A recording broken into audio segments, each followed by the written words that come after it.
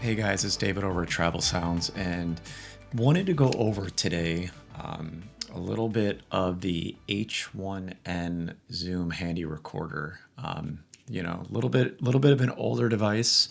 It doesn't have 32-bit float recording, but it's still good. It's 24-bit, and I think if you know what you're doing with it, then you can make it work. You definitely have to monitor a little bit more what you're doing with this one. You got your line out here with your for your headphones, and you got the volume knobs on the side. One thing I'll say with these volume knobs, once you're recording, if you guys can see, I'll kind of shake it here, see if you guys can hear that next to the mic.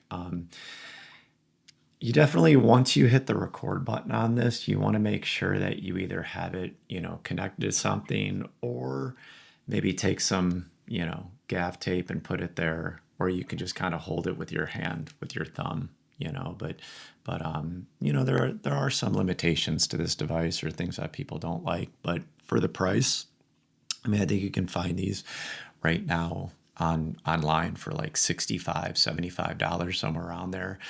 They just came out with that H1 Essential, which is a 32-bit float. I think it's great. I mean, I think at that rate, if you're going to take the step up in 32-bit float, I do have a Zoom F3, and I think the noise floor and just the technology on that one is going to be a little bit better. Yeah, to set it and forget it in this type of form factor is good. But I think at some point you're probably going to want to make a jump just to get those better preamps. Not to say that these ones are bad, but yeah, it's just not quite as good. Now, with that being said, I will say that a lot of times whenever you're recording things, or you capture that sound and you bring it back, as long as the levels are adequate. Typically I set mine, I would say probably like 7.5 on the gain meter is normally a pretty good spot, which I find on the H1n recorder. I do monitor, but sometimes I've used it enough now to just know that around like 7.5 on the gain knob here, it does the trick. So I'll show you guys kind of, what that looks like up here on the gain knob is, yeah. So, and like I said, you got your headphones, you can monitor what you're doing there, which is cool. But just make sure that when you're recording, you just take a minute. Obviously this one, like I said, it's not 32-bit. So it takes a little bit of just slowing down, but like I said, 7.5 for most situations, as long as it's not super loud and you're pulled back away from it, from any relatively loud sources, it's going to be fine. And you can monitor as well. It's going to have metering as well on the screen. I can show you guys as well. Hold on, I'll just turn this on here so you can see. Just give it a second here. But I'll kind of hold it up so you guys can see. And you can see right there as well that, just on the graph there, that you guys can monitor the input as well. See, and it'll kind of, you can see that it peaks here on the red recorder right there when you're too loud. And yeah, but like I said, overall, it's not going to be a set it and forget it, just turn it on and go, which I understand that people like. Like, I like that too. I just think, for the price point and what you're getting with this one, it's still relevant. If I'm going to buy a new one today, I'll probably go maybe with the new H1 Essential, just because it is a set it and forget it. But if you can find one of these used, they're great. They're great. And I still use it for a lot of just field recordings, going back to what I was saying, when you guys capture your sound, there is an element where you guys need to know how to EQ and, do that sound design in the post editing process. And, it's fun. I wouldn't be intimidated by it.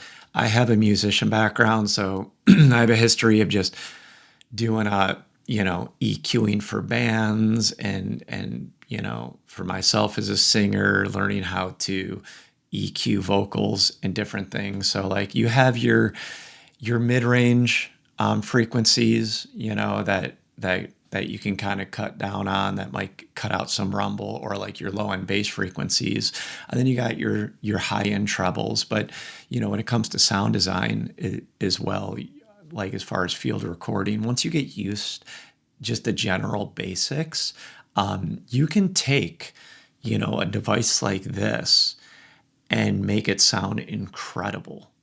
Just like you can take somebody that has the latest, greatest gear, and you might record like a 32-bit recording, and it turns out that like you don't know what you're doing in post editing, and you just throw it in, and you still, yeah, your noise floor might be a little bit lower, so you might like not have as much hum as like when the gain goes up, but you still have to know what you're doing a little bit, I guess, is my point, when you're doing your post editing, to come out with a polished product. So I wouldn't get intimidated, about people saying, "Oh, this isn't good enough," or "You need this or that." Like I'll still continue to use this. I'm going to be going on a trip to China in February of next year coming up, and I'm going to take this with me.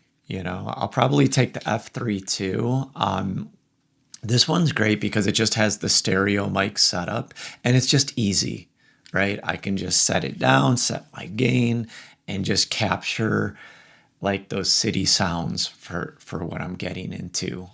Now the Zoom F3, what I use that one for, like I have my shotgun mic, I have a Sennheiser MKE 600, and if I'm like trying to just hone in on a certain sound, like that one works great for that. I could still do it with this, but if I'm really just trying to zero in and eliminate everything and get that focus sound, that's where I find, like I said, the Zoom F3 does really well. And I like, you guys can experiment as well when you're moving forward, but I wouldn't write this one off. It's a great entry level. It's fun.